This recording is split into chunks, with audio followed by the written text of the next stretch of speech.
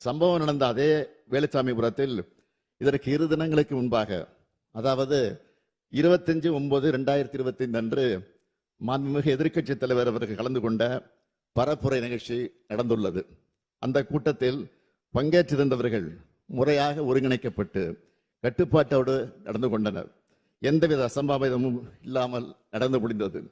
அதில் சுமார் 12,000 முதல் 15,000 பேர் பங்கேற்றிருக்கிறார்கள். அந்த பரப்புரை கூட்டத்திற்கு சுமார் 137 காவலர்களும் 30 ஊர்காவல் படையினரும் பாதுகாப்பு பணியில் ஈடுபட்டிருந்தனர் என்பதை குறிப்பிட விரும்புகிறேன். ஆனால் அதற்கு நேர்மாறாக இந்த கட்சியினுடைய நிகழ்ச்சி நடந்துள்ளது.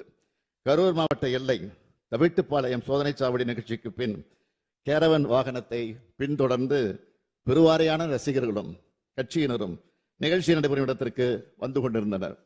நிகழ்ச்சி நடைபெறும் பகுதியில் கூட்டம் அதிகமாக இருந்ததாலும் பிரச்சார வாகனத்தின் பின்னால் ஏராளமானோர் வந்ததாலும் கரூர் நகர உட்கோட்ட காவல் துணை கண்காணிப்பாளர் அவர்கள் பிரச்சார வாகனத்தில் இருந்த ஏற்பாட்டாளர்களை அக்ஷயா மருத்துவமனை அருகே நிறுத்தி கூட்டத்தில் உரையாற்றுமாறு அறிவுறுத்தி இருக்கிறார்கள்.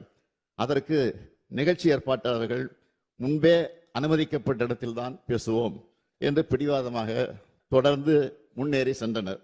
கரூர் மாவட்ட காவல் கண்காணிப்பாளர் அக்கட்சியினுடைய இணைச் செயலாளரிடம் பலமுறை தொடர்பு கொண்டு பிரச்சார வாகனத்தை நிறுத்துமாறு கேட்டுக்கொண்டும் அவர் தாவேகா கட்சியின் தலைவர் தனது உரையை தொடங்குமாறு கேட்டுக்கொண்டார்.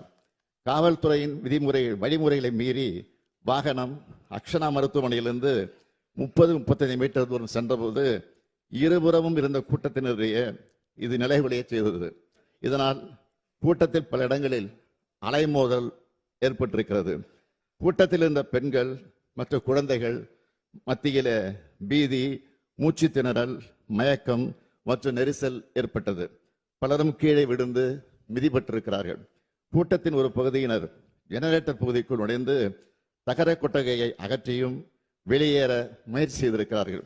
இதனால் மின்சாரம் தாக்குவதை தடுக்க ஜெனரேட்டர் ஆபரேட்டர் மின்சாரத்தை துண்டித்திருக்கிறார்.